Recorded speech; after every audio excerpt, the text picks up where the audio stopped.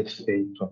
Então, boa tarde, quem está aqui comigo. Para quem vai ver a gravação depois, bom dia, boa tarde, boa noite. Aqui é uma aula sobre matemática, sobre o que cai no concurso do Banco do Brasil para o cargo de escriturário. Meu nome é Josué, sou professor de matemática e terei a honra, o privilégio de falar desse conteúdo aqui hoje. Então, sejam todos muito bem-vindos.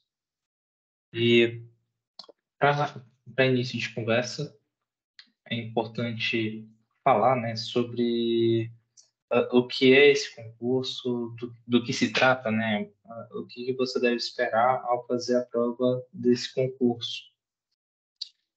Então, para a gente começar, o concurso que a gente vai debater aqui é o concurso do Banco do Brasil para o cargo de escriturário, mais especificamente para agente comercial.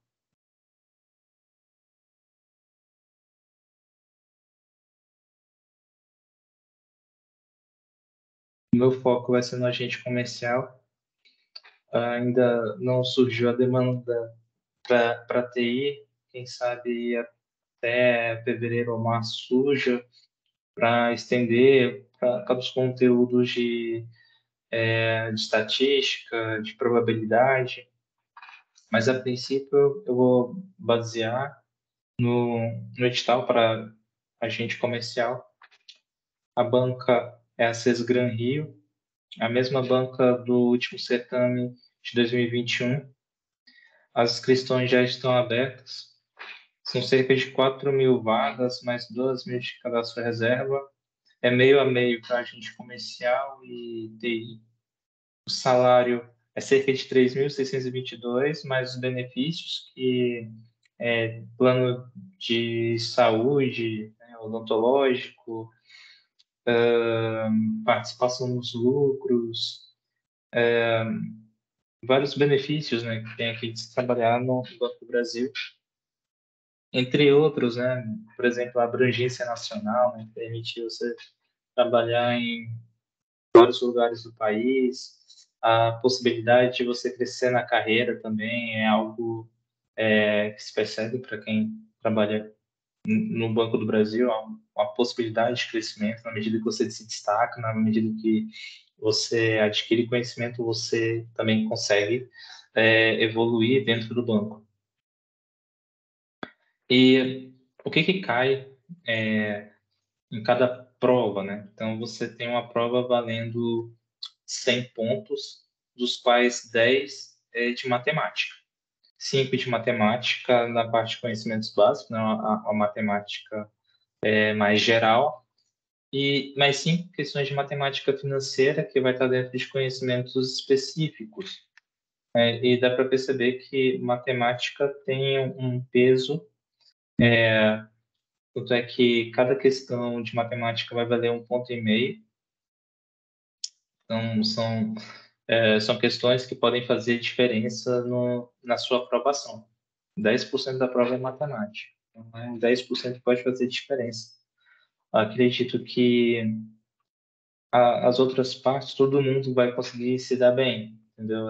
Meio que é básico para todo mundo saber um pouco de conhecimentos bancários, se você for fazer a prova com um banco, conhecimentos de informática, vendas e negociação, que é basicamente você ler, você estudar, fazer algumas questões, mas é para fazer várias questões em pouco tempo. É diferente da parte de matemática, onde você tem que ter um raciocínio, realizar cálculos, definir estratégias para chegar numa resposta. E é de se esperar que você demore o dobro do tempo para fazer uma questão de matemática em relação às outras disciplinas, né? Se comparado a outras disciplinas. Então, se espera que em matemática se demande mais tempo. Então, se esperar que muitos candidatos tirem notas baixas em matemática. Tanto por ser matemática, né, que já mete medo numa galera, até mesmo porque dentro do que a gente viu no último certame, nessa última prova, para o Banco do Brasil, que a gente vai resolver hoje, a gente vai ver que não é uma prova tão elementar, é uma prova que exige do candidato um conhecimento mais robusto. O candidato ele não vai fazer uma boa prova se ele souber apenas o básico de matemática. Aquelas questões do início do livro de matemática, sabe? Quando você começa a resolver lá a lista de exercícios que o professor manda, não é das primeiras questões, é daquelas últimas da lista, sabe? Que exigem um raciocínio, que exigem que você tenha um domínio a mais sobre o conteúdo de matemática. Então, é preciso se preparar na disciplina matemática para você conseguir se dar bem. Então, vamos lá. Vamos seguir aqui. Então, quais são os conteúdos do edital? Basicamente, esse edital, ele é uma cópia, é uma, é um Ctrl+C, Ctrl+V do edital do último concurso. Basicamente, a gente teve que estudar tudo isso daqui, mas caiu tudo isso aqui? Não, não caiu tudo isso aqui. Por exemplo, eu não percebi, não teve problema de contagem, sistema legal de medidas não caiu, regra de três composta não caiu, lógica proposicional não caiu, matrizes não caiu, nem determinantes, mas caiu sequências caiu, sistemas lineares caiu, funções exponenciais e logaritmos caíram, essa parte de problemas com números inteiros, racionais e reais também caíram. O que mais? Noções de conjuntos também caiu. Então, é para você saber que com 5 questões não dá para cobrar tudo, né? Então, é claro que é meio que contar com a sorte, né? Dizer, isso aqui não cai, isso aqui cai. Mas é importante destacar que na última prova de matemática não caiu esses daqui que eu destaquei. E caiu esses outros. A gente vai ver ao longo das questões. Progressão aritmética e geométrica também não caiu. Então, para ter noção de como foi, né? E pode ser que o elaborador, que provavelmente até é a mesma pessoa, então é bem capaz de ter a ideia de falar, não, peraí, isso aqui eu já cobrei na outra prova, então nessa eu vou cobrar essas outras coisas que eu não cobrei ainda. Então, não é de se espantar que na próxima caia alguma coisa sobre análise combinatória, cair algo sobre regra de três composta, algo de lógica proposicional, né? As tabelas verdades, o se então, se somente se, aquela coisa maravilhosa. Cair matrizes, determinantes, PA, PG, então é bom ficar atento em relação a isso. De todo modo, o que eu proponho é que você estude de tudo. Dá tempo de você estudar tudo em 4 meses, até o dia da prova. Que inclusive no dia do meu aniversário a prova é algo da. Fico feliz com isso, então vocês podem me dar esse de presente, né? Ser aprovado lá, de lembrar de mim na hora da prova. Enfim, de chegar na prova e falar, vou gabaritar essa prova aqui é, como presente para o professor Josué. Então, é isso aí, vamos para cima. Então, essa parte de matemática, né, matemática geral. Então, em 5 questões não dá para cobrar 11 itens aqui de conteúdo, mas é bom você saber de tudo um pouco. E em matemática financeira, é basicamente a mesma ideia. Ele vai cobrar de tudo? Não tem como cobrar tudo. Por exemplo, ele exigiu de você que você soubesse esse item 1. Tinha que saber o que é capital, juro, taxa de juros, capitalização, regime de capitalização, fluxo de caixa, diagrama de fluxo de caixa. Esse conhecimento ele foi exigido. né? Para você saber fazer, né, também equivalência financeira. Não que isso daqui tivesse explícito na questão, mas era necessário que você soubesse. Ele, assim, em determinado momento, exigiu juro simples, juro composto já caiu bem na prova, então era necessário entender juros compostos, cálculo de montante dos juros, taxa de juros do principal, do prazo da operação financeira. Então, tinha que saber. E na prova caiu sobre o sistema Price também, que onde você tinha que determinar, né, a prestação. Então, isso daqui tinha que saber, mas é importante saber também do saque. Isso aqui não caiu, mas se fosse para fazer uma aposta sobre o que vai cair na próxima prova, eu acho que vai cair uma asinha de saque, porque se na última ele exigiu price, se for o mesmo elaborador, ele pode entrar naquela, eu acho que eu vou cobrar algo que eu não cobrei na outra, então botar uma de saque.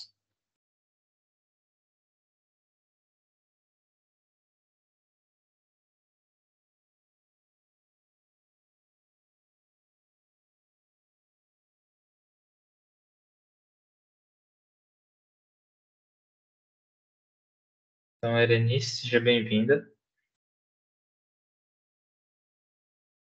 Então, a gente está conversando aqui sobre o edital, o que, que o edital traz.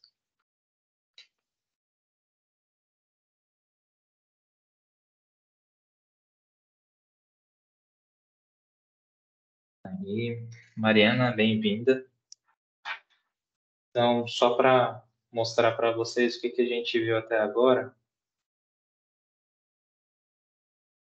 Até agora, o que eu falei foi sobre a resolução de questões que a gente vai fazer hoje, mas antes de entrar nas questões, é bom falar sobre o concurso, o que está acontecendo. Então, qualquer dúvida é só mandar aí no chat ou abrir o microfone, já que temos poucas pessoas, não vejo problema em abrir o microfone para falar.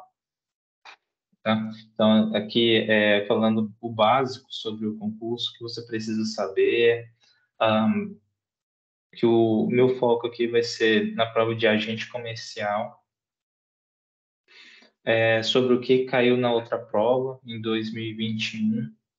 Então, já para entender que não espere que vai cair tudo isso na prova.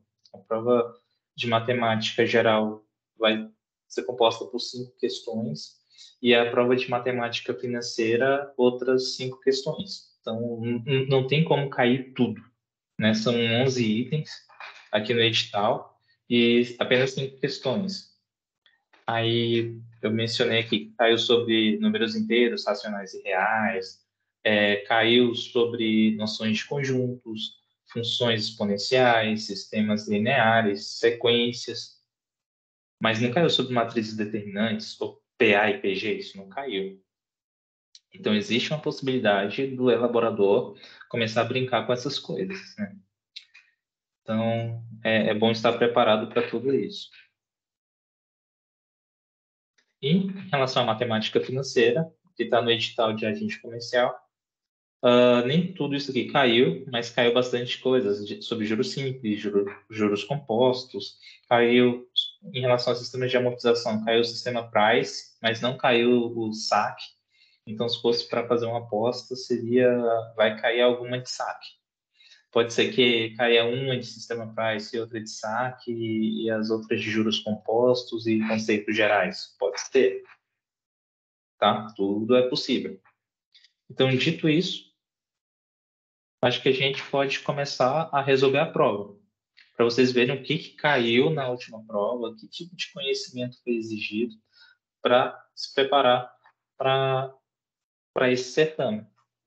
Então, vocês vão ver que é muito tranquilo, mas precisa de uma preparação, precisa, digamos, que você saia um pouquinho da caixinha, assim, não esperar uma questão muito elementar, mas questões que exijam um raciocínio para você conseguir concatenar ideias de matemática com o raciocínio que você precisa para resolver a prova. Então, deixa eu mexer aqui. Assim, consigo mexer na câmera, porque eu vou precisar de mais espaço. Então, sumi um pouquinho aqui, mas qualquer coisa é só me chamar no chat ou abrir o microfone para falar, certo? E depois eu vou pegar o e-mail de vocês também, mandar essa apresentação em PDF para caso alguém quiser rever a aula com mais calma, usando, né? Porque aqui a gente vai levar mais ou menos 1 hora nessa aula, então pode ser que eu ande um pouquinho rápido e você queira rever a aula com mais calma, pausando. Qualquer coisa, abre a câmera, ou abre o áudio para falar, não, peraí, eu só vou tirar um print aqui, tá? Então vamos lá. Então a primeira questão, as cinco primeiras questões são da prova de matemática básica, né, de matemática geral. E as outras 5 questões são as questões de matemática financeira, tá? E aqui a gente vai apontando, dando dicas do que você precisa saber para a prova. Lembrando que a aula está sendo gravada e eu vou disponibilizar para aqueles que se inscreveram. Tudo bem? Então vamos lá. Antes de iniciar uma campanha publicitária, o banco fez uma pesquisa entrevistando 1.000 de seus clientes sobre a intenção de adesão aos seus 2 novos produtos. Dos clientes entrevistados, olá, tá. Dos clientes entrevistados, 430 disseram que não tinham interesse em nenhum dos 2 produtos. 270 mostraram-se interessados no primeiro produto e 400 mostraram-se interessados no segundo produto. Qual a porcentagem do total de clientes entrevistados que se mostrou interessada em ambos os produtos? Então, aqui a gente tem uma questão que é clássica de conjuntos, de diagramas. Talvez seja a questão mais elementar da prova, é aquela para todo mundo acertar, para ninguém zerar em matemática. Olha só como é. Basicamente, você tem uma pesquisa, então a gente vai ter um conjunto de pessoas que foram entrevistadas. Teve um total de 1.000 pessoas. Deixa eu mudar aqui. Dá para marcar texto. Então, teve uma entrevista de 1.000 clientes. Desses 1.000 clientes, vou até mudar a cor aqui, vou botar de vermelho, que 430 disseram que não tinha interesse nenhum nos 2 produtos. Aí eu vou mudar a cor, colocar um verde para dizer que 270 mostraram-se interessados no primeiro produto. Eu mudo a cor aqui de novo, pegar um azulzinho. Eita, esse azulzinho ficou muito escuro, eu vou pegar um azulzinho mais claro. E 400 mostraram-se interessados no segundo produto. Então, eu vou usar esses dados. Eu sei que eu tenho um conjuntão geral aqui, onde eu tenho 1.000 pessoas. Então, eu tenho aqui o conjunto universo dos entrevistados.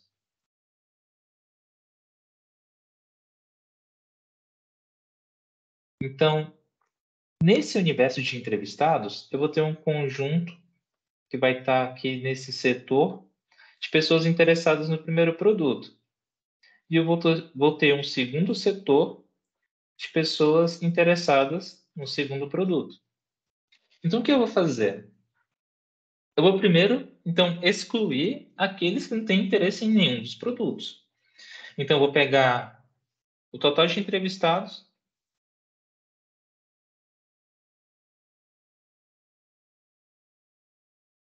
que não quis nenhum produto. 1.000 menos 430.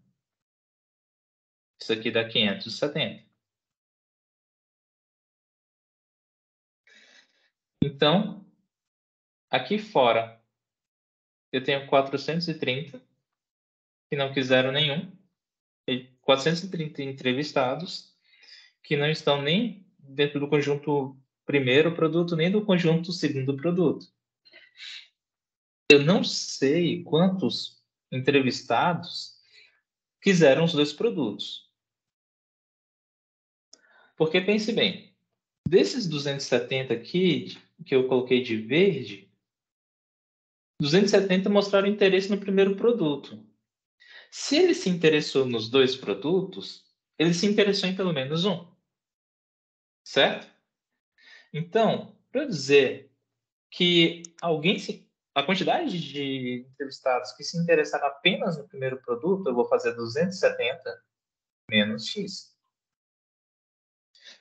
E para pegar aqueles que se interessaram exclusivamente no segundo produto, eu vou pegar os 400 que se mostraram interessados no segundo produto e tirar aqueles que se interessaram nos dois produtos. Então, o nosso diagrama fica desse jeito. E eu sei que se eu pegar esse 270 menos X, acrescentar esses que se interessaram nos dois produtos e somar com aqueles que se interessaram apenas no segundo produto, isso aqui tem que dar esses 570 bem aqui. Vou até corrigir aqui, porque não é nenhum produto, é algum produto. É os que se interessaram em algum produto. Eu tenho 570 interessados. Se interessou nos dois, se interessou só no primeiro, só no segundo, não sei quanto ainda. Vai depender do valor de X que eu encontrar. Então, fazendo esse cálculo, eu tenho que esse menos X aqui, simplifica com esse X aqui, tá? Menos X mais X, zero, né? Então, eu tenho que 670 menos X é igual a 570. Aqui eu estou usando uma ideia de equação, que é relacionada aqui, no caso, a uma função de primeiro grau, né? Aqui vocês sabem fazer. Porque resolver isso daqui significa isolar a incógnita no primeiro membro da igualdade, ou seja, esse x ele tem que ficar sozinho antes do sinal de igual. Isso significa que esse 670 que está desse lado vai para o outro lado da igualdade. Se está positivo, vai negativo, vai ficar 570 menos 670. Isso daqui implica menos x igual a menos 100. Bom, eu tenho negativo dos dois lados. É como se eu pudesse multiplicar por menos 1 dos dois lados da igualdade. Então, eu tenho que x é igual a 100. Bom, o que isso significa? Que dos 1.000 entrevistados, 100 se interessaram pelos dois produtos. 100 dos entrevistados se interessaram por ambos os produtos. Logo, como é que a gente determina a porcentagem? Eu pego... Ixi, ficou feio aqui, né? Melhorar aqui a letra. Vou pegar esse total de entrevistados que fizeram ambos os produtos sobre a quantidade de entrevistados que compõem o conjunto universo, que é 1.000. E 100 dividido por 1.000 vai dar 0,1, que equivale a 10%. Então, a resposta aqui é letra A, é o nosso gabarito. Então, essa vai ser uma das questões mais elementares da prova. Deixa eu mudar aqui.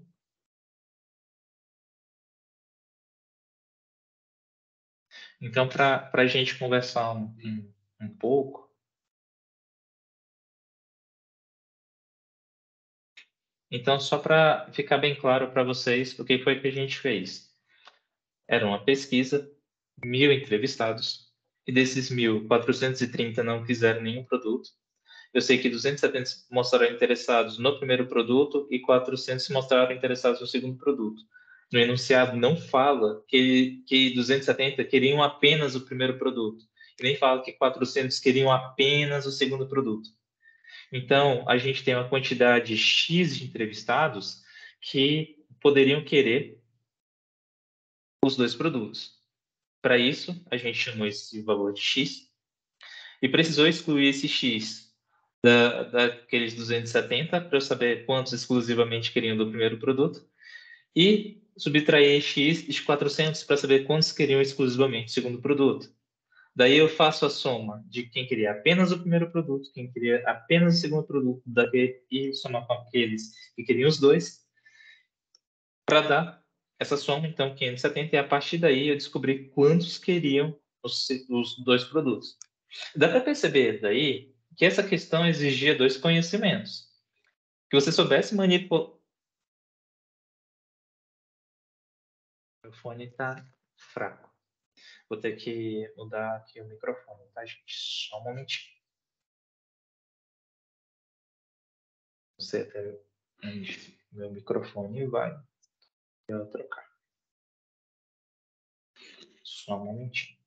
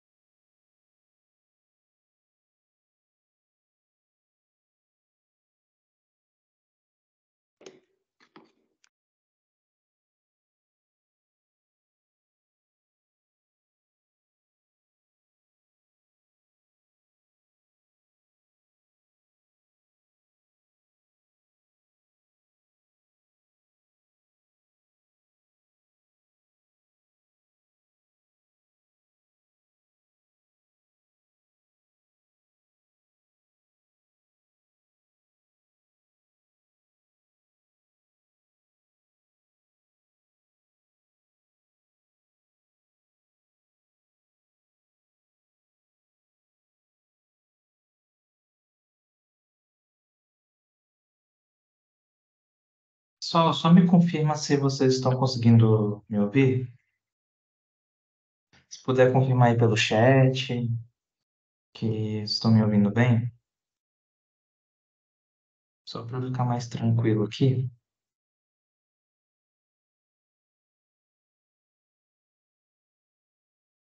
Vocês conseguem me ouvir?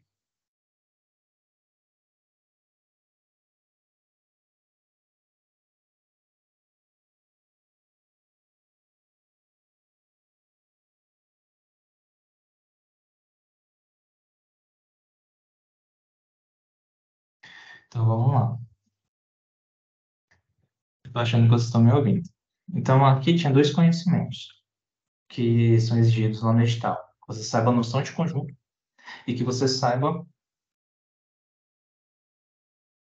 Beleza, obrigado, Anderson. Então aqui você precisava saber noção de conjunto e precisava saber noção de porcentagem, tá? Eram os dois conhecimentos exigidos.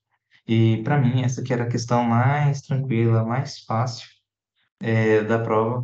É, assim, é a primeira para todo mundo se animar, acertar e feliz da vida fazer os outros, tá?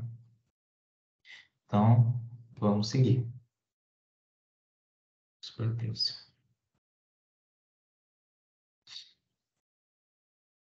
Sequência de Fibonacci.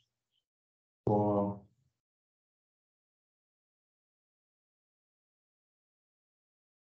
deixa eu ajustar o cabelo aqui.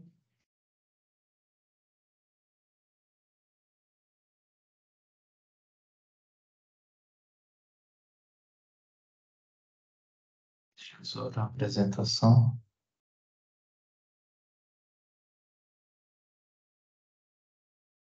Vamos lá. A sequência de Fibonacci é bastante utilizada para exemplificar sequências definidas por recorrência, ou seja, sequências em que se pode determinar um termo a partir do conhecimento de termos anteriores. Então, aqui ele apresenta uma definição de recorrência, né? Então, o que que é uma sequência definida por recorrência? É uma sequência em que se você pode determinar um termo a partir do conhecimento dos termos anteriores. E como é que isso funciona para a sequência de Fibonacci? Como é que funciona a sequência de Fibonacci?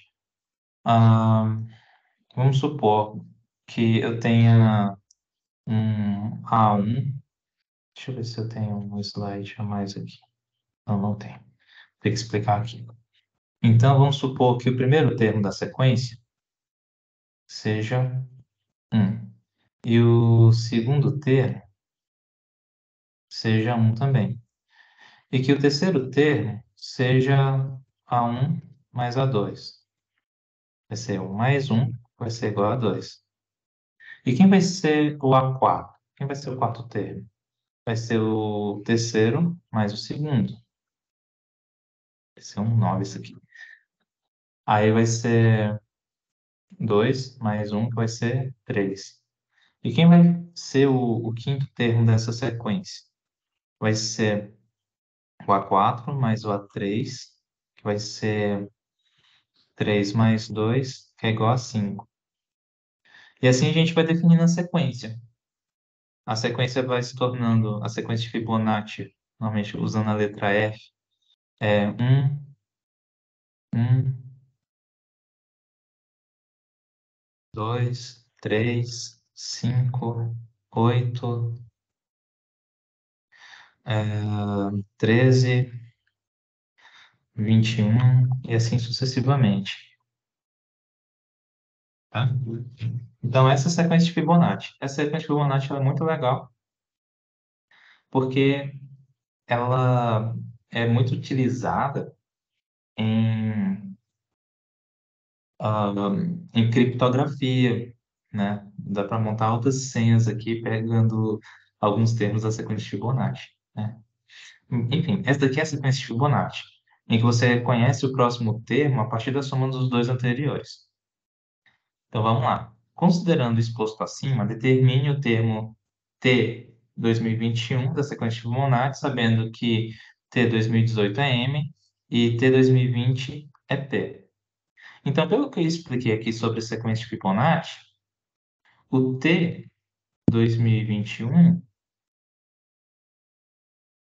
ele vai ser a soma dos dois anteriores, que é o T 2020 mais o T 2019. Mas ele não fala, vou até pegar aqui um marca-texto, ele não fala o valor de T 2019.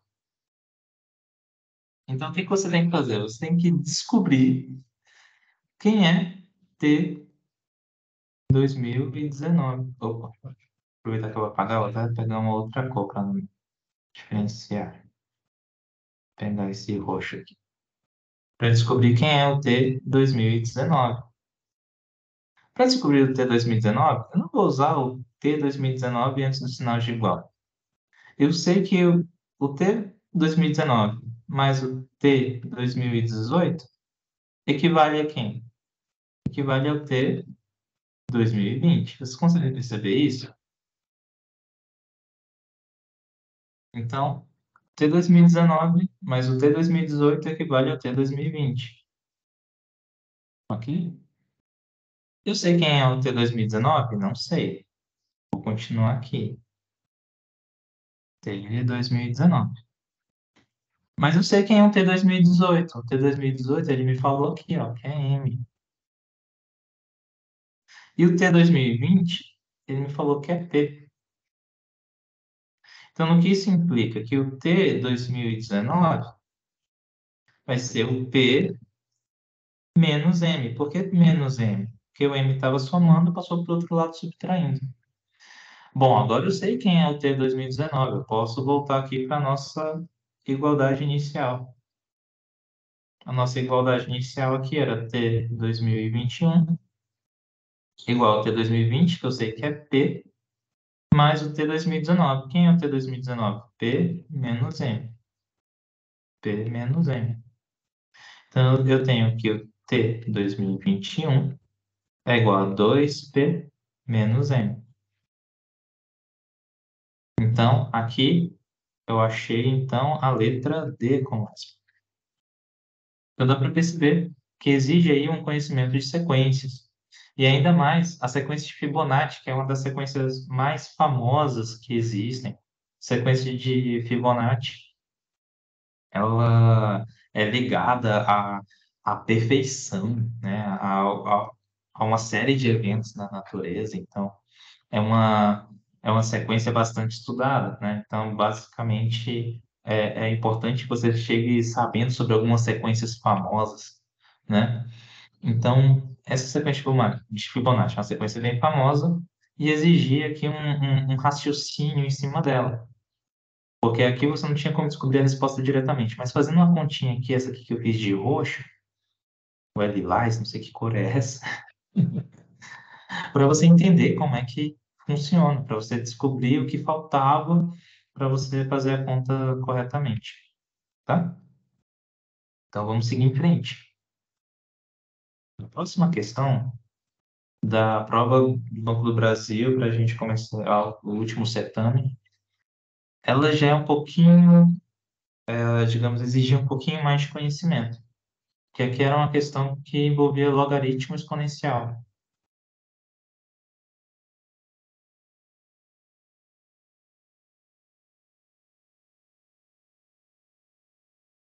Aqui, voltando alguns slides no conteúdo, aqui caiu na prova, até falei para vocês que caiu na prova,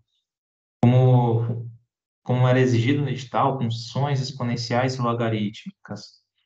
É bom você saber um pouquinho de logaritmo. Em especial, o logaritmo exponencial, aquele que você faz utilizando o logaritmo de um valor L aqui na base E, que é também a mesma coisa que ln de um valor L. Então, ter esse conhecimento é importante para você mexer com uma série de coisas dentro da matemática financeira e não é de se espantar que cai na sua prova. Então, é importante você saber um pouquinho de logaritmo. Então, vamos lá. J modelou um problema de matemática por uma função exponencial do tipo ax igual a 1000 vezes e, que é o neperiano, elevado a kx. E ele, trabalhando no mesmo problema, chegou à modelagem bx igual a 10 elevado a 2x mais 3. Aqui vai exigir dois conhecimentos. Aqui você vai precisar saber propriedades de logaritmos. Ah, você entender qual a definição de logaritmo, né? Que um logaritmo de a na base b igual a x equivale dizer que b elevado a x é igual a A. É a famosa regra coraçãozinho aqui, ó. O b elevado a x é igual a A, né? Daí você tem algumas propriedades marcantes. Por exemplo, se você tem um log de A vezes B, isso aqui é log de A mais B. Opa, log de A mais log de B. Outra propriedade importante é que se você tem um log de, de A elevado a um valor n, isso aqui é a mesma coisa que n vezes log de A. E tem outras propriedades que são muito úteis, mas a princípio a gente deve usar para essa questão só essa daqui, só para não me alongar muito, essa propriedade aqui vai ser utilizada na resolução desse problema. E outra coisa que a gente vai precisar saber é sobre as propriedades de potenciação. Potenciação. O que que a gente precisa saber a respeito de potenciação? Se eu tenho um valor A elevado a x vezes um valor A elevado a y, isso daqui é A elevado a x mais y. Eu posso mostrar isso aqui para vocês facilmente. Vamos supor, se eu tenho 3 vezes 3, isso aqui é 3 elevado ao quadrado. E 3 vezes 3 todo mundo sabe que é 9. E eu sei que 3 vezes 3 vezes 3, isso aqui é 3 elevado ao 3 elevado ao cubo. Isso é a mesma coisa que 27. Se eu pegar aqui 3 elevado ao cubo vezes 3 elevado ao quadrado, isso daqui tem que ser 3 elevado à quinta. Então, se eu fizer aqui 9 vezes 27, isso aqui vai dar, deixa eu fazer as continhas aqui, 9 vezes 7 dá 81, 2 vezes 9 dá 18, mais 8 dá 26. Isso. Deixa eu ver aqui. Tô tendo que anotar, né, agora. A idade chegou. 27 vezes 9 aqui. 27 vezes 9 dá 63. 18 mais 6 dá 24. 243. E se eu fizer 3 vezes 3 vezes 3 vezes 3 vezes 3, que é o 3 elevado à quinta? Como é que vai ficar? 3 vezes 3, 9, vezes 3, 27. 27 vezes 3 dá 21, 81. Então, 3 vezes 3, 9, vezes 3, 27, vezes 3, 81. 81 vezes 3 dá 243. E o que eu quero dizer com isso? Se eu fizer desse jeito, ou fizer 3 elevado a 3 vezes 3 elevado ao quadrado, também vai dar 243. Então, o que que eu concluo com isso? Que 3 elevado ao cubo vezes 3 elevado ao quadrado é a mesma coisa que 3 elevado à quinta. Então, se eu tiver multiplicação de potências de mesma base, eu conservo a base e faço a soma dos expoentes. Tá? Foi só para mostrar rapidinho por que que essa regra é válida. Ela não surgiu do nada. Isso aqui vale para qualquer potência de base natural maior do que 1 e para qualquer expoente maior do que 1. Tá? Essa aqui é a primeira propriedade que eu gostaria que vocês soubessem. Isso vai ser útil porque o contrário também é verdadeiro. Se eu tiver aqui um valor, um 3 elevado a 5y mais 2, eu posso dizer que isso aqui é a mesma coisa que 3 elevado a 5y vezes 3 elevado ao quadrado. Isso aqui vai ser útil para a nossa resolução. De eu entender que a multiplicação de potência de mesma base, eu conservo a base e faço a soma dos expoentes. Tá? Então vamos voltar lá para o nosso slide que a gente vai usar essas propriedades aqui. Então vamos. Então, sabendo que essa modelagem aqui e essa modelagem aqui são equivalentes, o que que a gente pode fazer com elas? Eu posso fazer uma igualdade. Eu posso confirmar que o 1000 vezes neperiano elevado a kx é a mesma coisa que 10 elevado a 2x mais 3. Então, como é que eu desenrolo isso?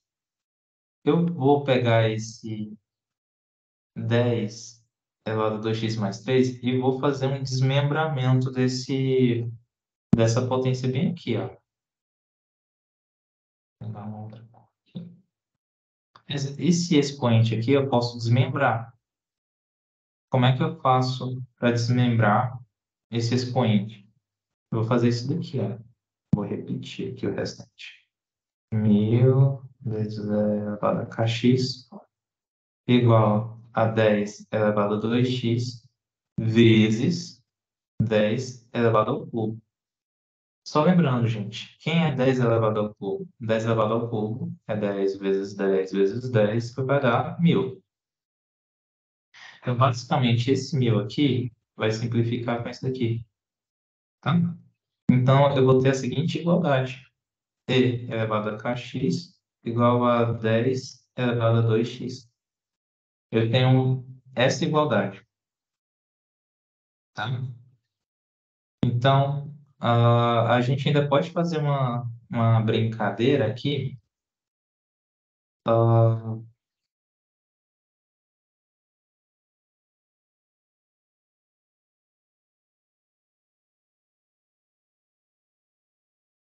Deixa eu pegar aqui.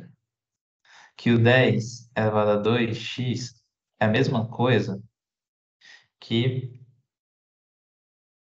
10 elevado ao quadrado elevado a x. Potência de potência, tá? Na potência de potência você multiplica os expoentes. Poxa, Josué, eu não sei nada disso. Dentro do curso de matemática, eu faço uma aula só de ferramentas como essa. Você não vai ter nenhuma questão de potenciação diretamente, mas você precisa saber potenciação para resolver as questões, principalmente as que envolvem logaritmo. Vai ficar isso aqui, ó. E elevado a k elevado a x igual a 10 elevado ao quadrado elevado a x. Então, aqui a gente tem potências, ah, que não sei quais são as bases, mas que possuem o mesmo expoente, tá? Então, como tem uma igualdade aqui dos expoentes, isso significa que as bases são iguais. E a gente pode comprovar isso fazendo isso daqui, ó. Eu vou aplicar o logaritmo dos dois lados, fazer ln de e elevado a k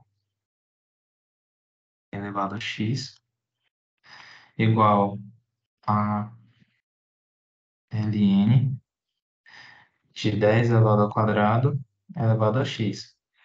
Pela propriedade que nós estudamos aqui, ó, esse expoente aqui do logaritmando, ele passa para frente do logaritmo multiplicando.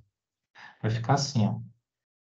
Você, professor de Vai ficar isso aqui, ó. X vezes ln de e elevado a k igual a x vezes ln de 10 elevado ao quadrado. Então, simplifica esse x com esse x. Eu vou aplicar a propriedade de novo aqui para tirar esse k daqui. Vai ficar k vezes ln de e igual ln de 100. Eu vou manter desse jeito e vocês vão entender por quê daqui a pouquinho. Ln de e é possível definir que isso aqui é igual a 1. Por quê? Vamos aqui para o rascunho. Quem é o ln de e? Isso daqui equivale ao logaritmo de e na base e. Se eu chamar isso aqui, sei lá, de x, vou aplicar a regra e vou ter que o e elevado a x é igual a e. E aqui é o e elevado a 1. E a gente sabe o básico de função exponencial é que se as bases são iguais, os expoentes são iguais. Isso aqui necessariamente implica x igual a 1. Então, o que que eu concluo? É que ln de e é igual a 1. Então, eu volto lá para a questão. Para dizer que eu posso trocar o ln de e por 1, isso implica k igual ao ln de 100. Resposta letra E. Então, o que que precisava para essa questão? Deixa eu voltar aqui para as opções de câmera. Deixa eu ver se ele permite.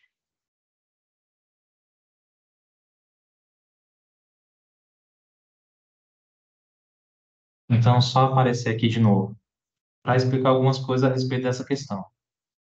É,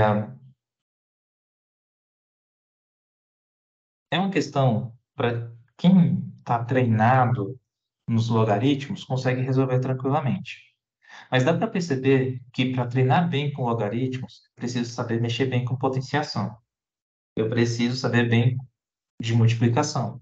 Preciso saber multiplicar bem para saber fazer bem potenciação, saber as propriedades direitinho, entender as propriedades, para conseguir fazer as questões que envolvem logaritmo. Porque questões que envolvem logaritmo nada mais é do que questões que envolvem potenciação. É uma outra maneira de fazer potenciação. E aqui foi uma questão que eu entendo que foi nível hard já, uma questão nível hard, porque envolveu ainda logaritmo exponencial. Ah, professor, se eu fizesse com log também dava certo? Ah, já não sei se sairia tão fácil. Mas tinha que fazer com ln, né? Com logaritmo neperiano, com ezinho lá do exponencial. Então, é uma questão um pouquinho mais difícil, um pouquinho mais complicada, que exigia um conhecimento a mais. Tem que ser treinado. Ah, professor, consigo fazer isso até a prova? Consegue, isso aqui é treino, tá? De você pegar bem as ferramentas de potenciação para fazer as questões de logaritmo, tá?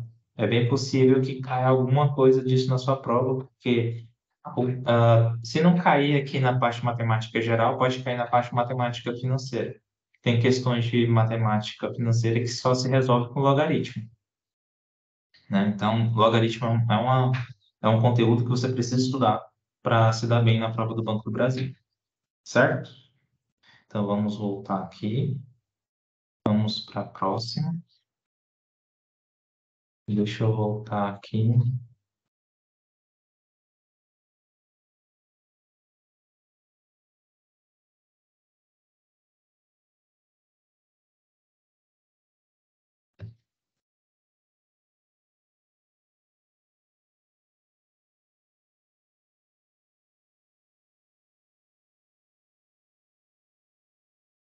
Voltar para o modo de apresentação.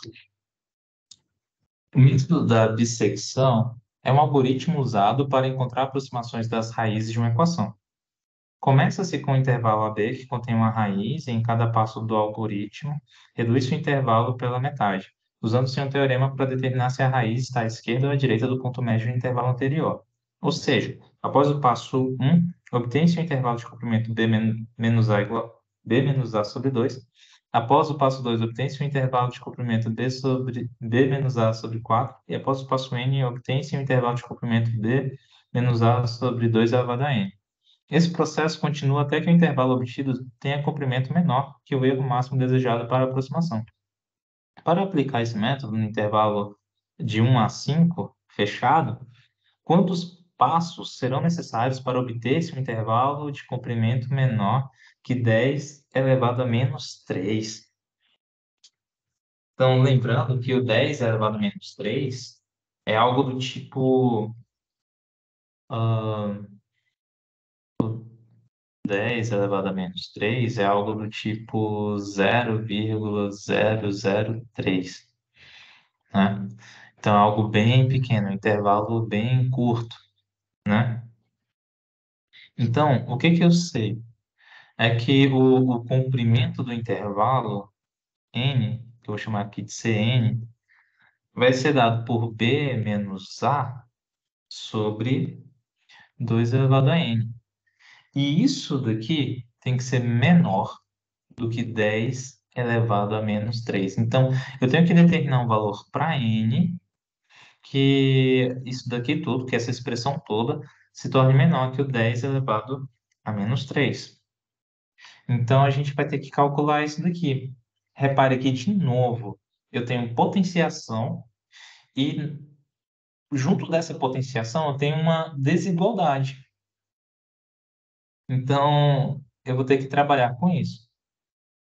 Então, o que que a gente vai ter que fazer aqui?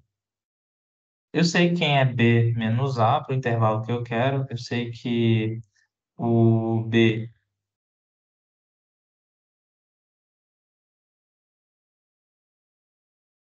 Então, se eu comparar esse AB aqui com 1 e 5, eu vou perceber que o A é igual a 1 e perceber que o B é igual a 5, né? Aqui por comparação dentro do enunciado, eu sei que o A vale 1 e o B vale 5. Então, eu vou substituir aqui. Vou fazer 5 menos 1 sobre 2 elevado a n menor do que 10 elevado a menos 3. Isso daqui implica, isso daqui implica que 4 sobre 2 elevado a n tem que ser menor que 10 elevado a menos 3.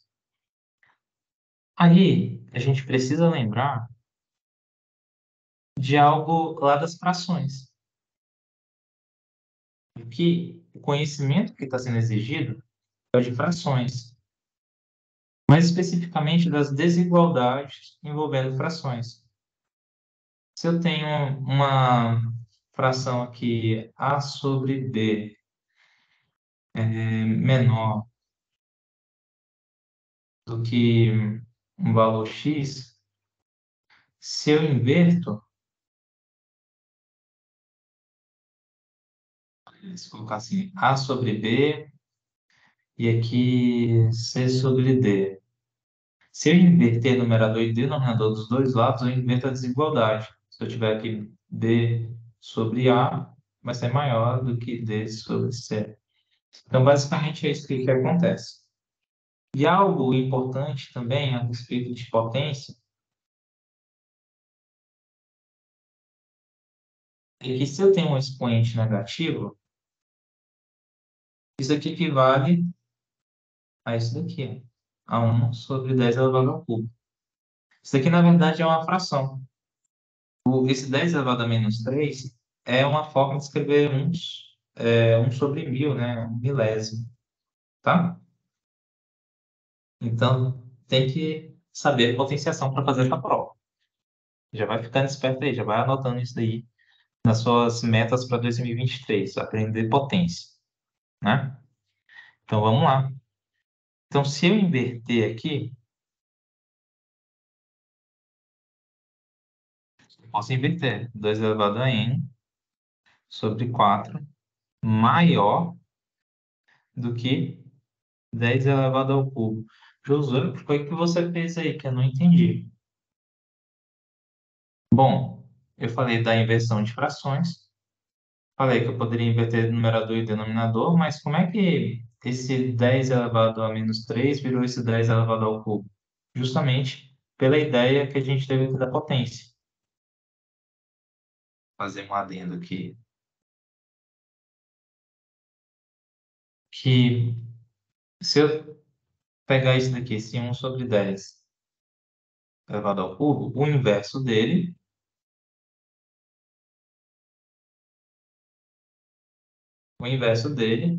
é 10 elevado ao cubo sobre 1, que é o próprio 10 elevado ao cubo.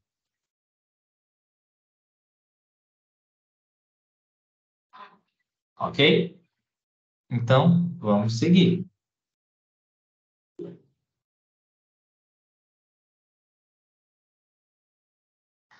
Eu sei que eu tenho aqui o 2 elevado a n. Olha só que negócio interessante. Outra coisa que existe um domínio, que eu vou colocar mais uma dentro, que 1/4 é a mesma coisa que 1 sobre 2 elevado ao quadrado, que é a mesma coisa que 2 elevado a menos 2, tá? Eu vou utilizar isso aqui. Vezes 2 elevado a menos 2, que é maior do que 1000. Deixa eu colocar assim. E o que que a gente acabou de ver na nossa questão aqui de potenciação? Desculpa, beber uma água aqui. O que que a gente acabou de ver? Que como a gente potência de mesma base, conserva a base e passa somando os expoentes.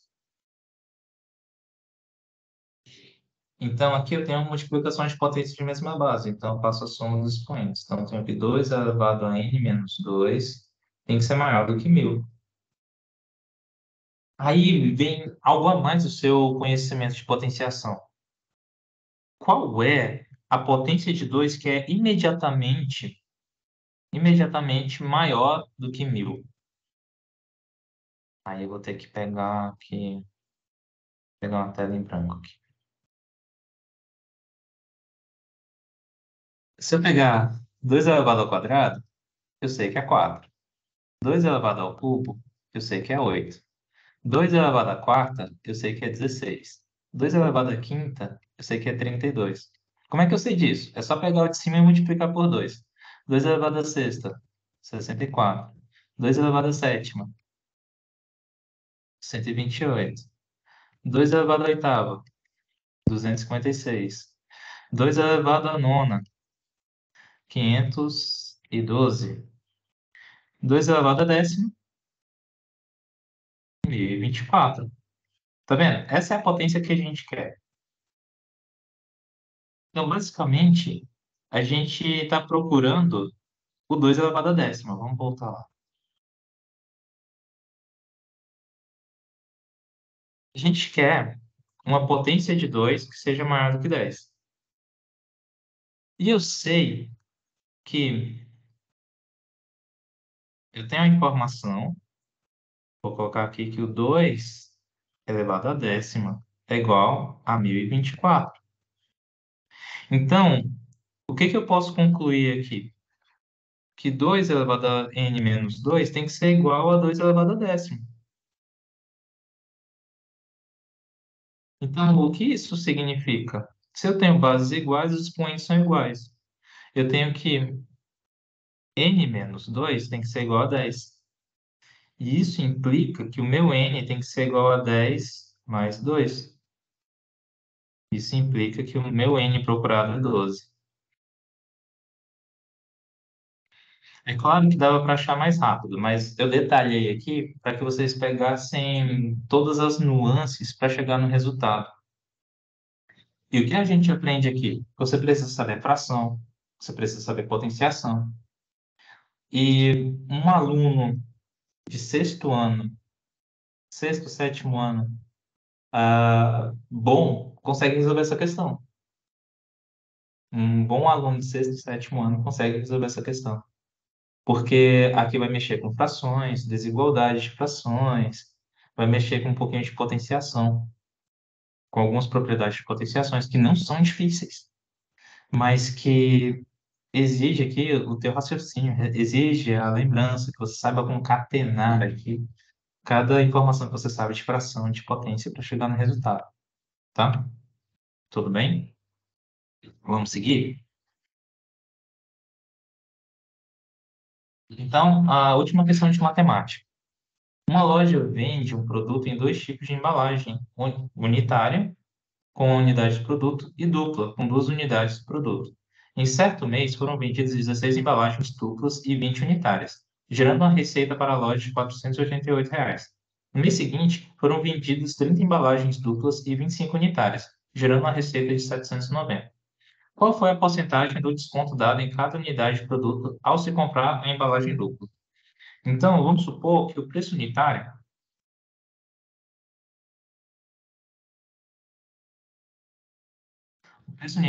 seja X e o preço da dupla seja Y.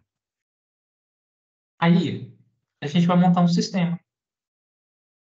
Eu sei que 20 vezes X mais 16 vezes Y vai ser igual a 488. E eu sei que 25 vezes X mais 30 vezes Y é igual a 790. Josué, onde é que está essa informação? Aqui, ó. Em certo mês foram vendidas 16 duplas e 20 unitárias. 16 de Y e 20 de X. E totalizou 488. No mês seguinte, vendeu 25 unitárias, ou seja, 25X, 30 duplas, ou seja, 30Y, e rendeu 790. Então, isso daqui é uma questão de sistemas lineares.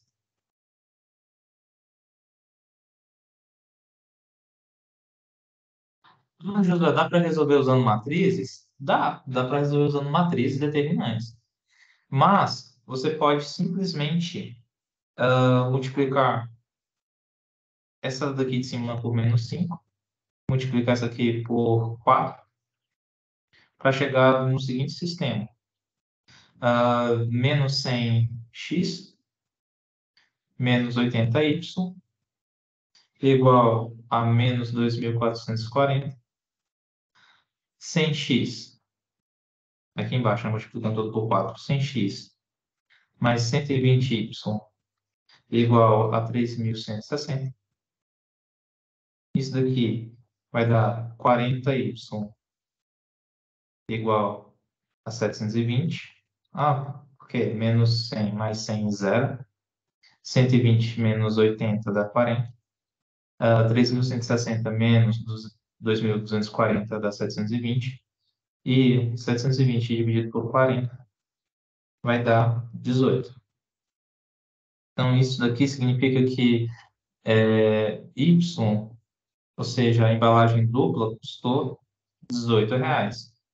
E isso daqui, se você substituir, aí eu vou deixar um exercício para vocês, dado que o nosso tempo está quase acabando, né? A gente tem até só 7h30 para concluir a aula. Isso aqui implica que x vai ser igual a 10. Olha só que legal. Então, o preço unitário é 10. O preço em dupla é 18. Então, na embalagem dupla,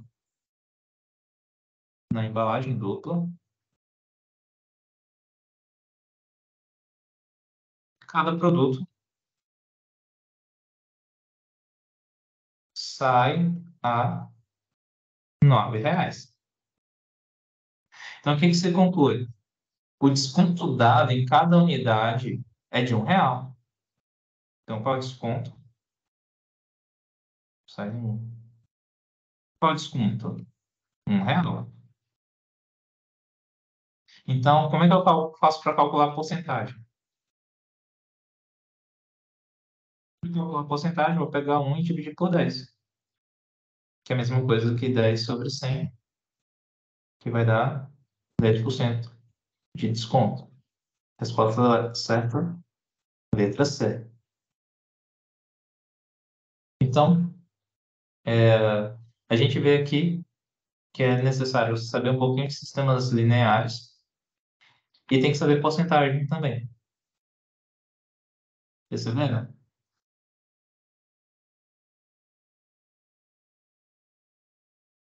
Então, deixa eu aparecer um pouquinho aqui para falar para vocês que nesse tipo de questão também vai treino. Josué, tinha outra forma de fazer para ficar mais fácil? Sim, aqui nesse caso, se você simplifica, divide todo mundo aqui por 4. Divide todo mundo por 4 aqui dessa equação bem aqui. Deixa eu voltar. Deixa eu só mudar a cor da tinta. Se eu pego todo mundo dessa equação aqui e divido por 4, e pego todo mundo aqui dessa equação e divido por 5, fica valores bem menores. Aí você consegue desenrolar isso aqui mais rápido. É uma dica. Mas eu não vou fazer isso agora porque o tempo não permite, tá? Tenho que concluir essa aula até às 7h30. Então, para resolver essa prova, essa questão, eu tenho que saber sistemas lineares e preciso saber também um pouquinho de porcentagem. Então, só recapitulando, as questões de matemática da última prova para a escritura do Banco do Brasil. Então, caiu uma questão de conjuntos, onde você tinha que saber conjuntos e um pouquinho de porcentagem. Caiu sequência de Fibonacci, ou seja, você tinha que saber sequência. Tinha que saber um pouco de logaritmo e potenciação.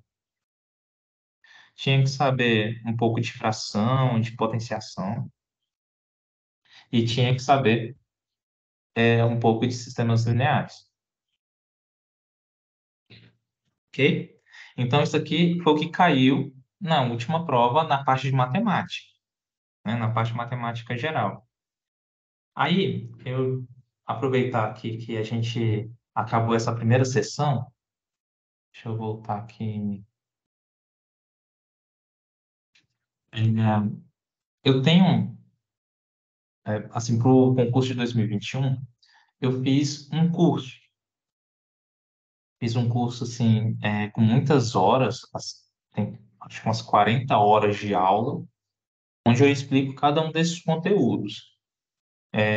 Tem aula de sistemas lineares, tem aula de logaritmos, tem aula de porcentagem, tem tudo isso pronto, com exercícios, né? Então, assim, quem estudou comigo para o último concurso ficou bem preparado nisso daí, tá? Então, eu já vou fazendo aqui uma propaganda, né? Que eu vou oferecer um curso entre os meses. Deixa eu deixar o slide aqui.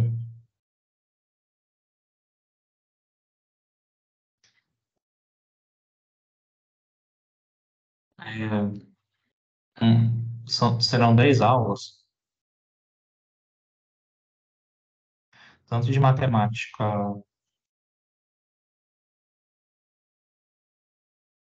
quanto de matemática geral, quanto matemática financeira.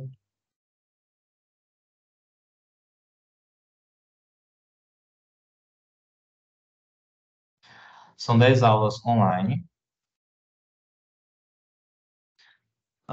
Se eu tiver, se eu tiver mais de 20 alunos,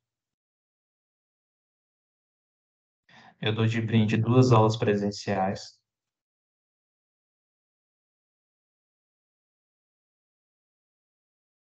para resolver exercícios.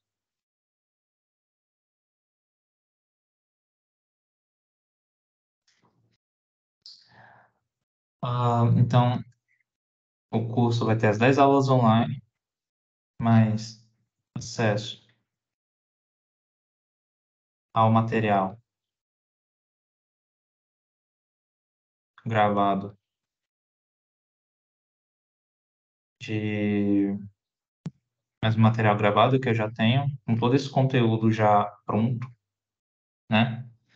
E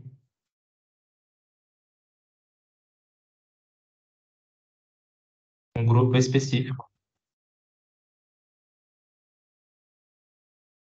no Telegram, onde a gente vai fazer interação,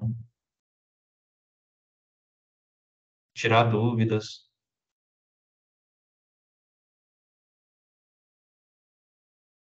postar questões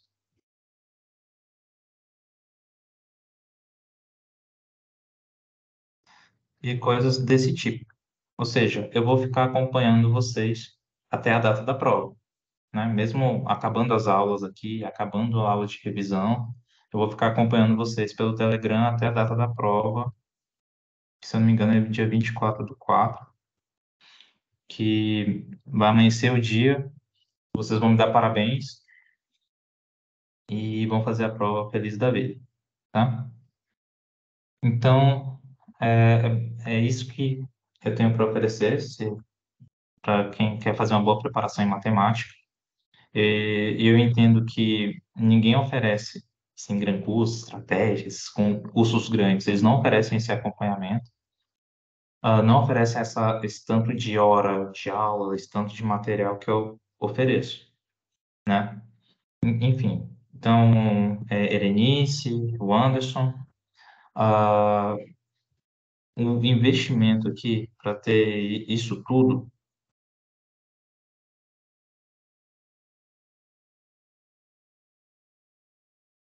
o investimento, o preço que, assim, o menor preço que eu consigo fazer para oferecer todo esse serviço é 180. E para vocês, eu vou dar um cupom, né? Vocês vão usar o eu quero e o curso vai sair não por 180, mas vai sair por 120, ok? Então a gente já fica combinado aqui,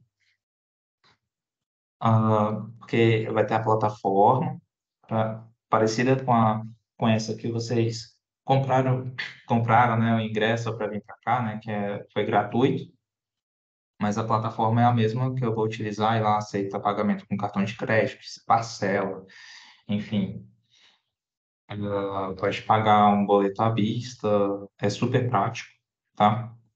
Então, é esse o material que eu vou ter para oferecer, tá? Então, guardem essa proposta no coração, anota aí, porque super vale a pena. Não é porque é o meu curso, mas pela experiência que eu tive, assim, os meus alunos que participaram do curso gostaram bastante, aprenderam muito, perceberam, assim, na prova que o que eu falei caiu. Então, eu espero que vocês venham comigo nessa aventura. E eu quero ah, que essas 10 aulas, assim, só esclarecendo, elas devem acontecer entre fevereiro e março,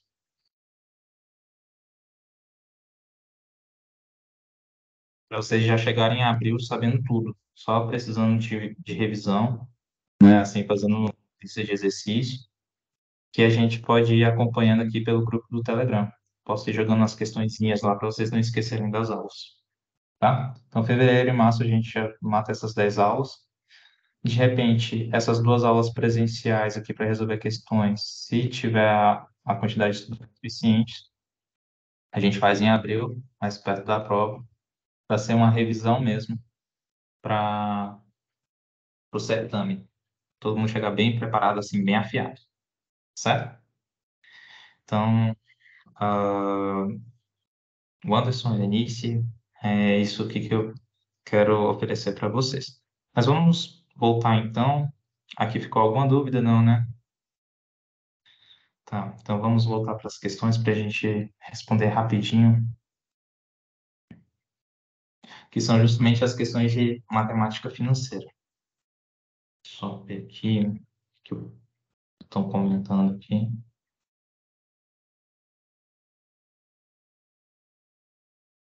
Vou só responder aqui uma pessoa que não conseguiu entrar a tempo na live. Aí eu vou falar para ela que vai ficar gravado para quem estava inscrito. Eu vou mandar essa gravação por e-mail para quem se inscreveu, mas que por algum motivo não pôde vir, tá? Então vamos voltar aqui para a aula.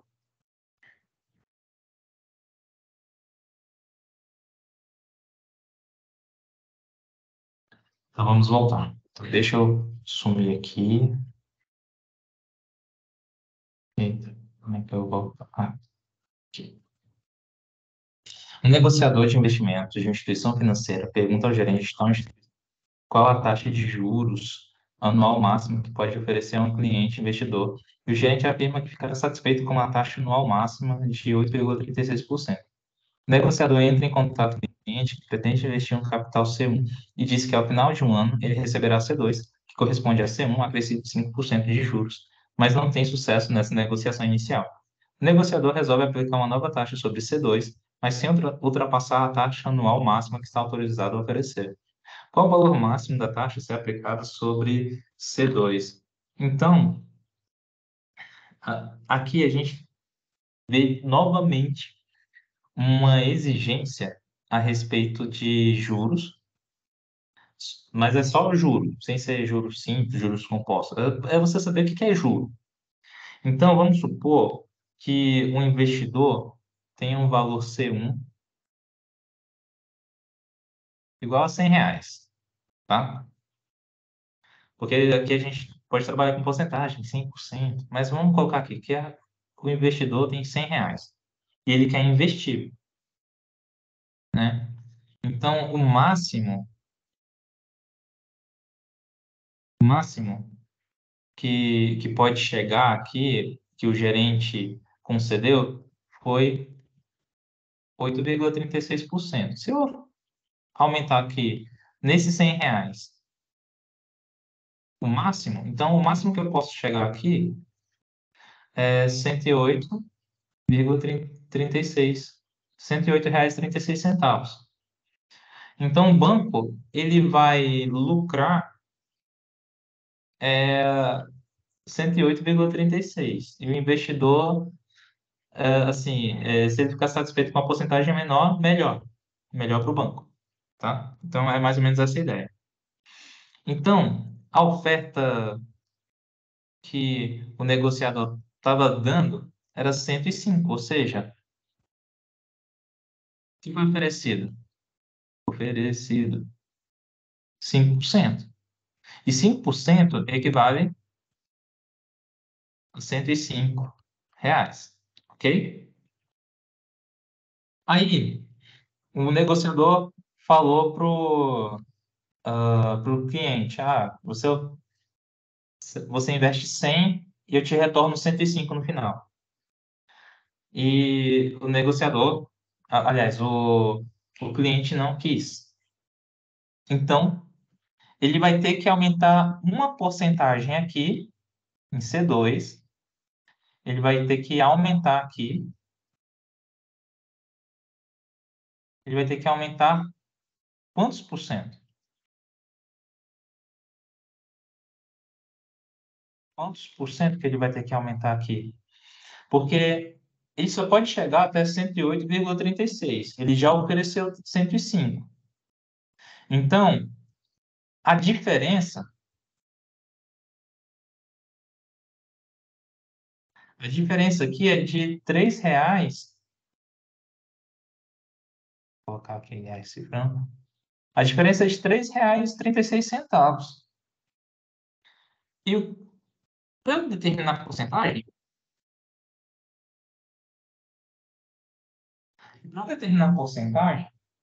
eu vou precisar fazer, então, esse valor que eu tenho para aumentar sobre o que eu já ofereci.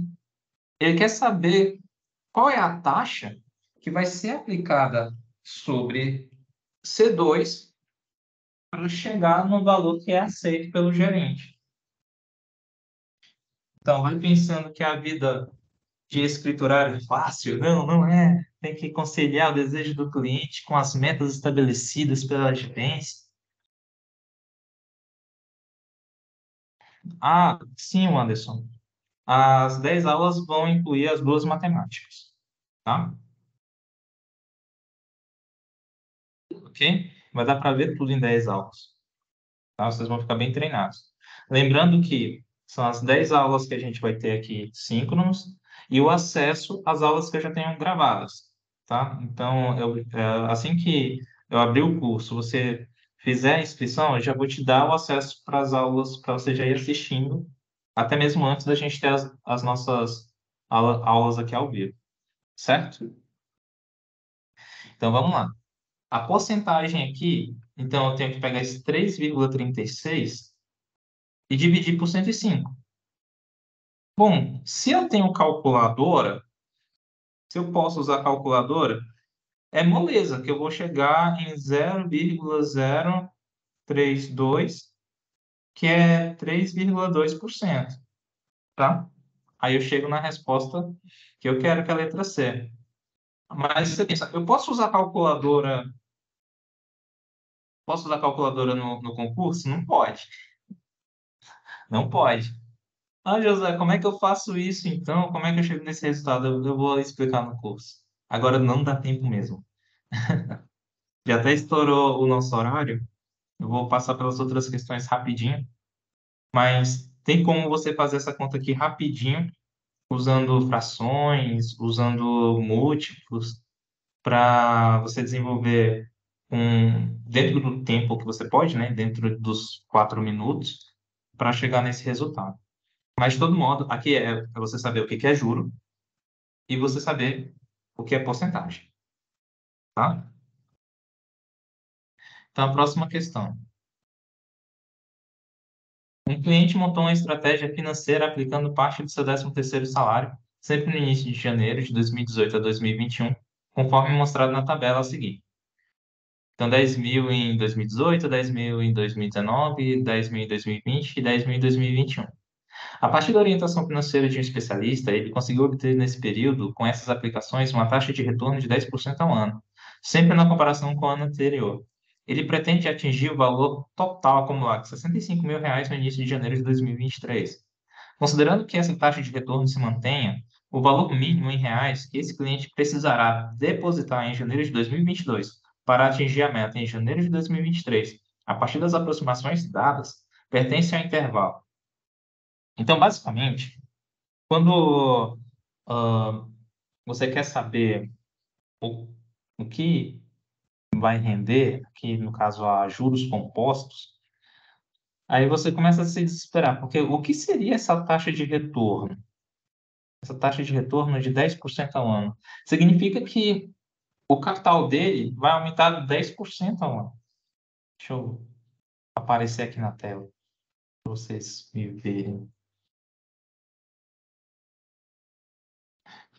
Então, o que significa? Que a cada ano aumenta 10%. Então, é como se isso aqui que ele investiu,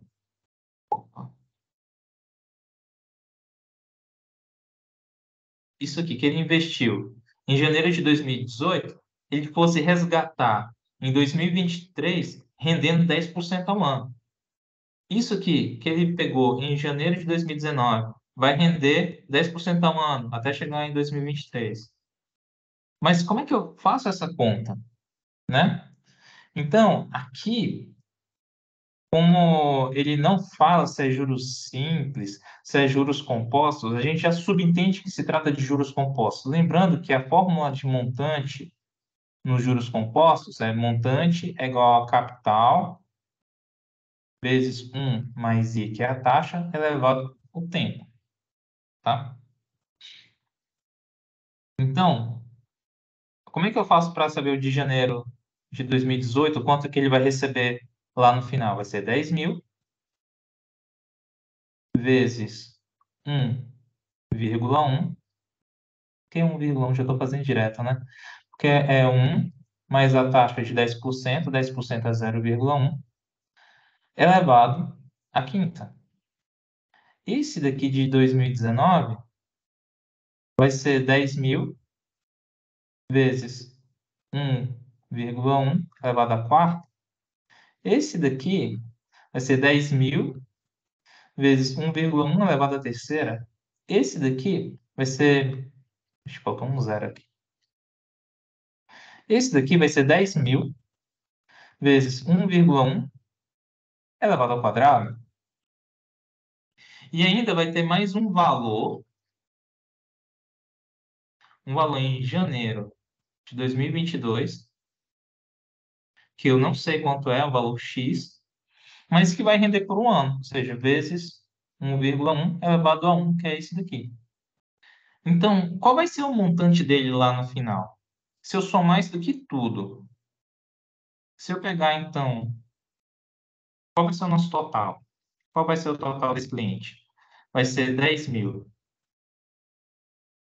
vezes 1,1 elevado à quinta, mais 10 mil vezes 1,1 elevado à quarta, mais 10 mil vezes 1,1 elevado ao cubo, mais 10 mil vezes 1,1 elevado ao quadrado, mais o valor x, que eu não sei quanto é, vezes 1,1. Isso tudo aqui tem que ser igual a 65 mil, que é o valor desejado pelo cliente. Essa soma todinha aqui tem como fazer de uma maneira bem simples, tá? Deixa eu fazer com marca-texto, tá mais bonitinho. Um marca-texto verdinho não, que não vai dar contraste. Vou pegar aqui o lápis. Se eu pegar tudo isso daqui, ó, tudo isso daqui, o valor dado, vou fazer de vermelho aqui, vai ser 56 mil 160. Aí você vai utilizar esse valor aqui, no lugar desse 1,1 elevado à quinta, você vai utilizar esse 1,464 no lugar desse 1,1 elevado à quarta, tá? Você não vai precisar fazer essas continhas, porque os valores já foram dados. E fazendo a soma vai chegar nesse valor, mais x vezes 1,1 igual a 65 mil. Aí, esse 56.160 vai passar para o outro lado subtraindo, isso vai chegar em x vezes 1,1 igual a 8.840. Esse 1,1 que está multiplicando vai passar dividindo, e você vai chegar num valor aproximado de 8.036,36. E tem como fazer essa continha, tá? Eu explico nas aulas como é que você faz continha com vírgula, divisão com vírgula, enfim, isso tudo vocês vão ficar sabendo. E esse valor está nessa faixa aqui, da letra A, que é a nossa resposta correta. É interessante que nem existe que você saiba a resposta exata, mas se você saber mais ou menos quanto é que dá, já te indica o valor correto, tá? Então vamos seguir. Nem deu tempo de tirar um print aí, né? Deixa eu sair de cena para tirar um print.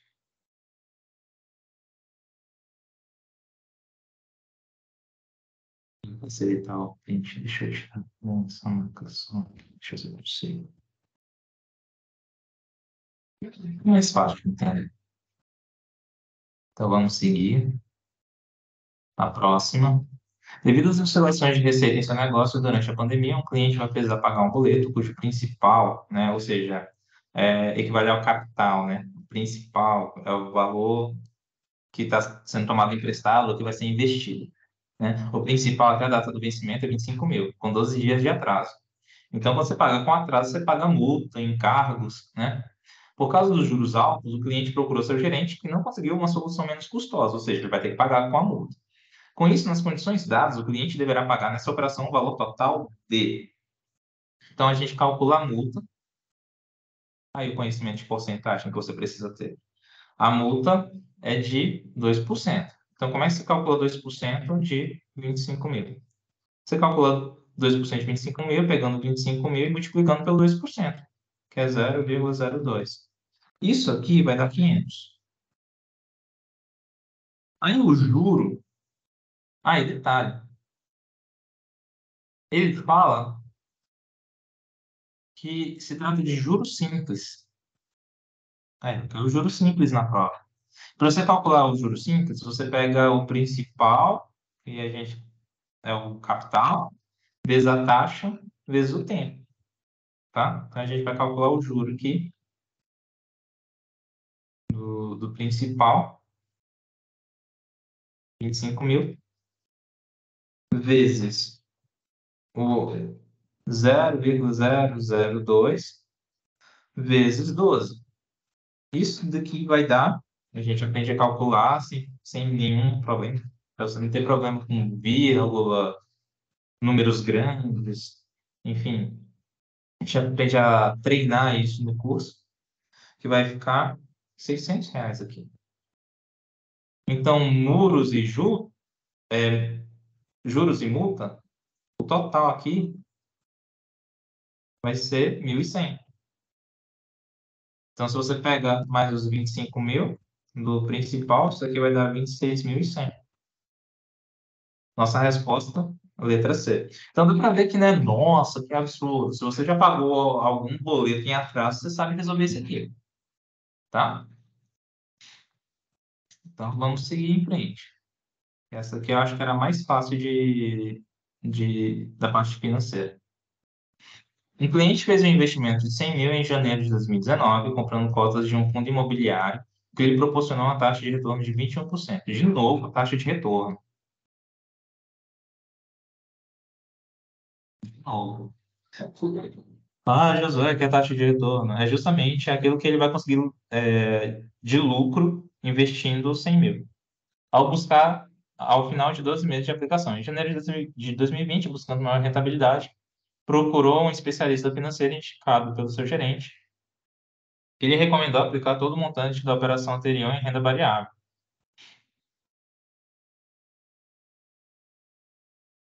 O cliente fez conforme recomendado, que lhe proporcionou um retorno de 96% em 12 meses, resgatando um novo montante em janeiro de 2021. Considerando-se um sistema de juros compostos, a taxa de retorno equivalente obtida em cada período de 12 meses pelo cliente, de janeiro de 2019 a janeiro de 2021, foi igual a. Então, partindo aqui dos finalmente, né, a penúltima questão de hoje.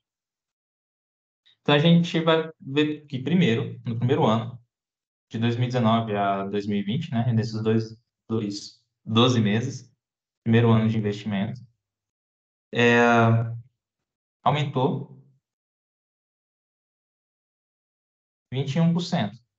E como é que você calcula o aumento de 21%? Um aumento de 21% equivale a 121% do que era inicial, tá?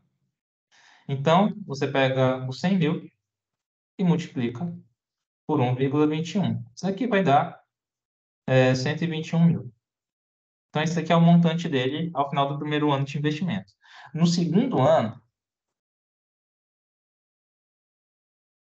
você vai pegar um aumento de 96%, que equivale a 196% do que estava lá no início. Então, você pega 121 mil, multiplica por 1,96 e vai chegar em 237.160. Só número grande, né? Não se preocupa não, porque o pior vem agora.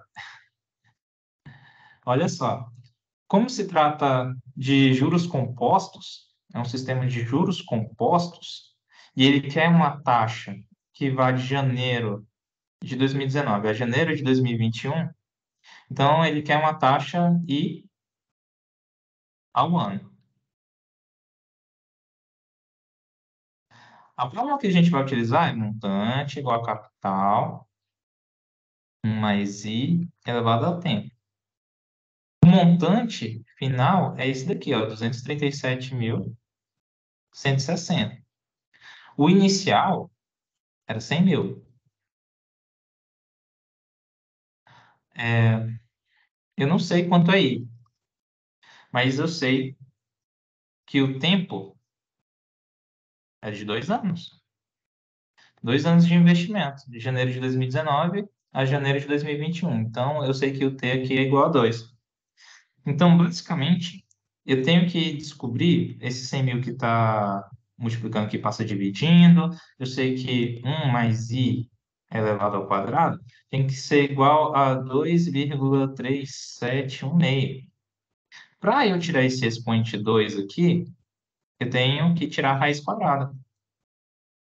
E tirar a raiz quadrada aqui na calculadora é fácil. Eu chego em 1 mais i, que é o radical, elimina esse expoente 2, e vai dar 1,54 aqui.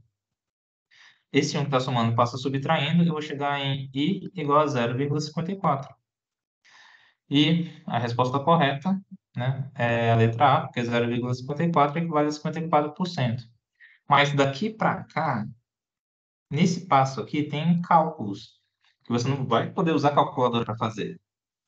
Aí entra o curso, que eu vou ensinar você a fazer raiz quadrada, fazer multiplicação, divisão, com fração, com vírgula. Isso tudo vai ser ensinado no curso, tá, gente? Então, para você chegar lá na prova e acertar esse tipo de questão, vai ser o diferencial. Não é todo mundo que acertou essa questão. Não foi todo mundo. Não foi todo candidato que acertou essa questão, tá? Então, vamos partir para a última. Aí vai chegar uma de System Price. Devido à pandemia, o microempreendedor precisou tomar um empréstimo no valor de R$ 20.000 em dezembro de 2020, a ser pago em 24 prestações mensais iguais pós-antecipadas no sistema Price, de modo que a primeira fosse paga em janeiro de 21 e a última em dezembro de 22. Considere que o banco cobre R$ 660 de taxa, sempre tem essas taxas, que serão financiadas juntamente com o valor do empréstimo por escolha do cliente, e que a taxa de juros cobrada devido ao risco da operação seja de 3% ao mês. Desconsiderando o IOF na operação e supondo-se que a primeira prestação foi paga na data de vencimento, o valor da segunda prestação, em sua respectiva data de vencimento, será de aproximadamente. Então, para eu usar o sistema Price,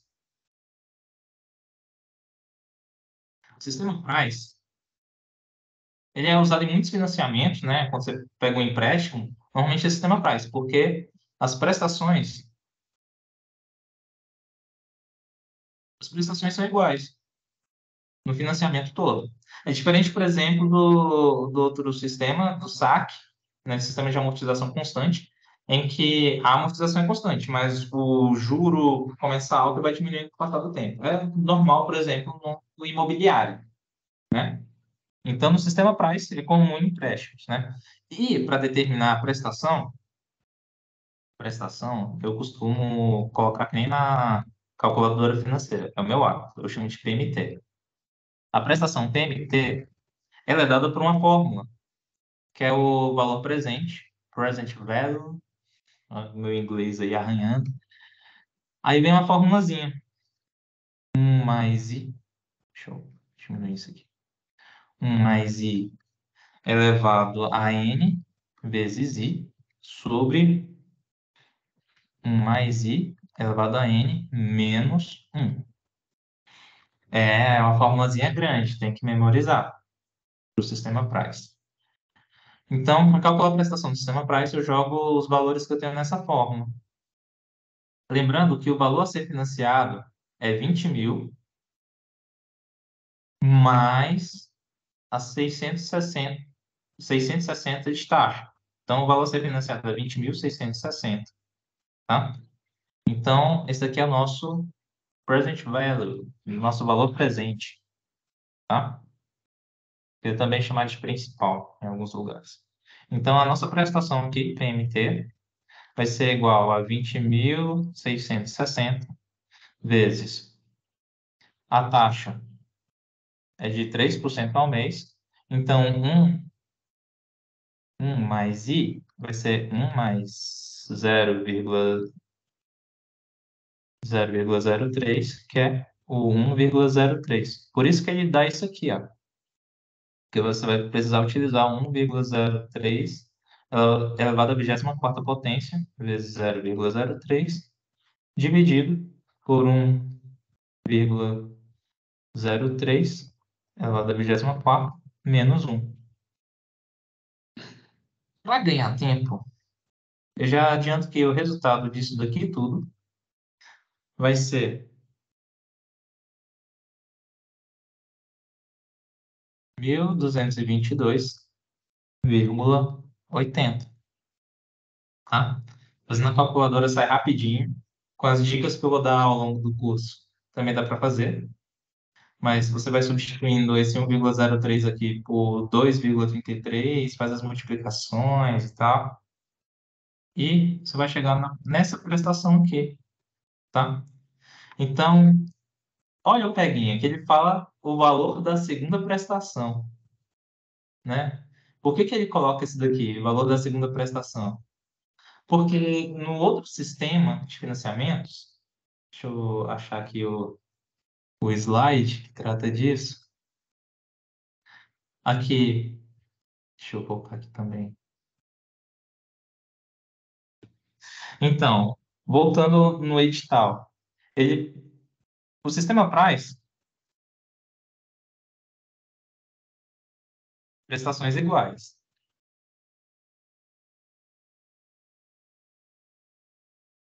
E no sistema SAC, você vai ter prestações diferentes.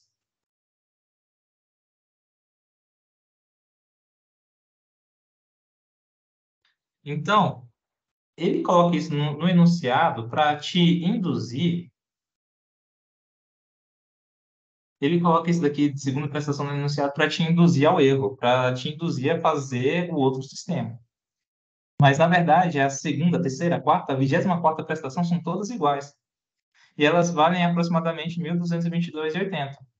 Então, a resposta correta aqui, ó, a letra B, que é o valor aproximado, tá? Então, é isso. Só recapitulando aí, que as 10 aulas, elas abrangem a matemática geral, abrangem a matemática financeira, tá? E dentro dessas aulas já vai ter exercício, já vai ter, sabe, tudo voltado para você saber fazer tudo para essa aula. Você vai ter todas as ferramentas que você precisa para fazer a parte de matemática, matemática financeira da prova. Se eu conseguir 20 alunos para esse curso, a gente vai ter um brinde que são 2 aulas presenciais em abril para revisar o conteúdo. A gente vai conseguir uma escola aqui em Planaltina e vamos ter 2 aulas presenciais para resolver questões. Uma aula para matemática geral e outra para matemática financeira. Certo? Lembrando que já tenho material gravado, tenho cerca de 40 horas de aula com material, já envolvendo até mesmo revisão, material bem completo, bem detalhado a respeito dessas minúcias que eu falei que são necessárias, você saber fazer as continhas. Eu sempre detalho lá nesse material. Aí vocês já anotem aí esse código que é o eu quero, que vai te dar um desconto. O curso, ele custa R$ 180, mas para quem está participando aqui e colocar esse, esse, esse código aqui vai ter desconto. E eu quero agradecer imensamente quem veio, quem ficou aqui até o final. Espero que tenham gostado. A gente ficou aqui quase meia hora a mais do que o previsto, então obrigado pela paciência de vocês ficarem aqui. Então, mais uma vez, meu nome é Josué, eu tenho um Instagram aí, prof_Josué, tenho o canal também, Cisona Matemática, meu canal no YouTube. Então, se quiser me procurar lá no YouTube, tem algumas aulas sobre matemática básica já, é só procurar Zona Matemática. Tem algumas aulas que eu já solto lá. Provavelmente essa nossa aula de hoje eu devo colocar lá no YouTube também para ficar disponível para mais pessoas, certo? Então, agradeço imensamente o Anderson, Erenice, acho que teve a Mariana. Boa noite a todos. Fiquem com Deus e a gente vai se falando, tá? Aguardem as novidades que esse curso eu vou lançar em janeiro, mas, gente, moças já ficam sabendo para ir se programando, tá certo? Muito obrigado. É isso.